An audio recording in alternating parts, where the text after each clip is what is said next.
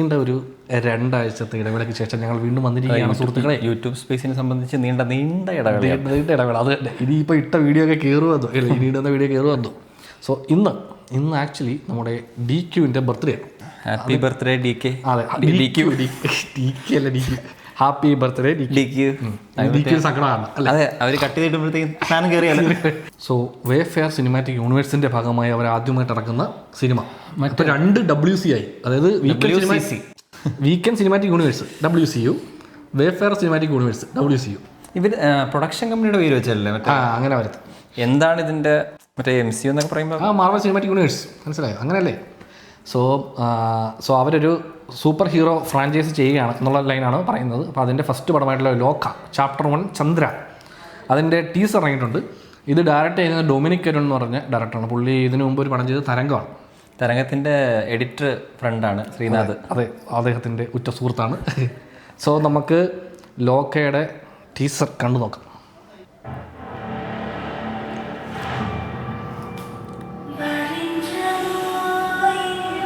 Full screen പടമാണോ അല്ലേ?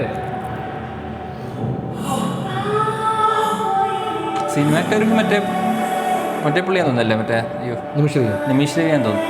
ആണോ? കണ്ടിട്ട്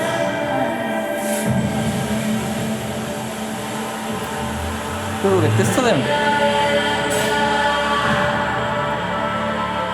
സാൻഡി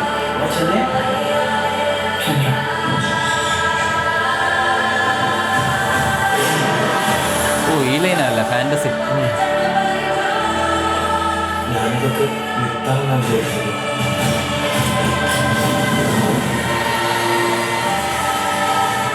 ഭയങ്കര പ്രൊഡക്ഷൻ ക്വാളിറ്റി ഉണ്ടല്ലോ അല്ലേ? ആണോ?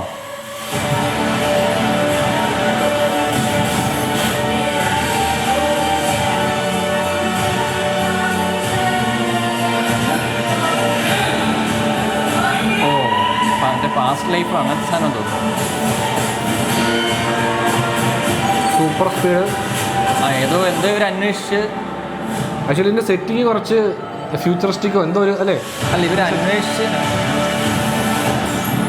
ഇവർ പ്രസന്റിൽ കാണിക്കുന്ന സീക്വൻസിലൊക്കെ നമ്മുടെ ഈ കുറച്ച് വേറൊരു വേൾഡ് പോലെ ഒരു ഫീൽ ഉണ്ട്. അത് ചിലപ്പം മറ്റേ പ്രൊഡക്ഷൻ്റെ എസ്തെറ്റിക്കിൻ്റെ ഡിഫറൻസ് ആണോ വേൾഡ് വേറെയാണോന്ന് അറിയില്ല.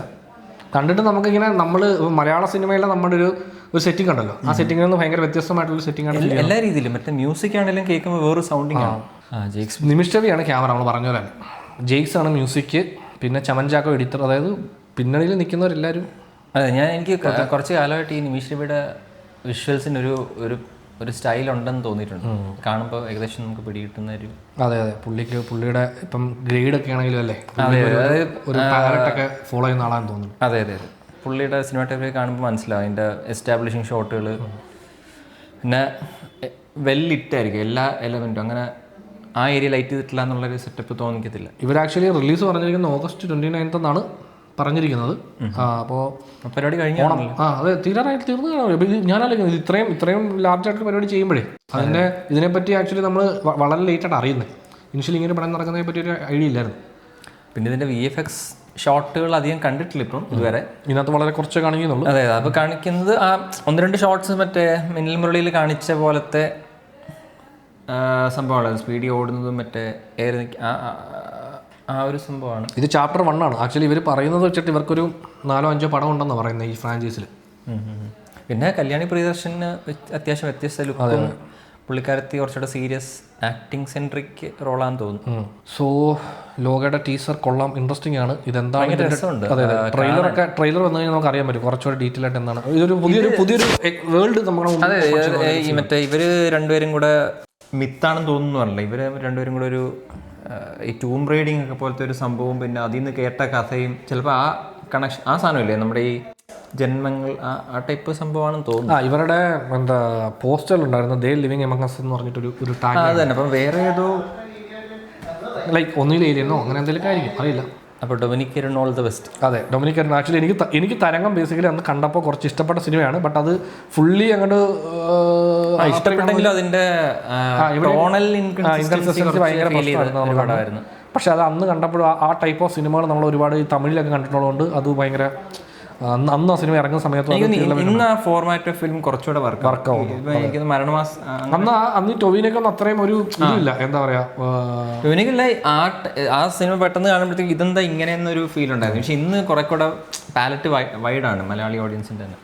സോ അപ്പോൾ ലോകയുടെ ടീസർ വളരെ ഇൻട്രസ്റ്റിംഗ് ആണ്. നിങ്ങൾ കണ്ടു നോക്കൂ എല്ലാവരും, അല്ലേ? എല്ലാവരുടെ അഭിപ്രായം നിങ്ങൾ കണ്ടവർ നിങ്ങളുടെ അഭിപ്രായം പറയൂ.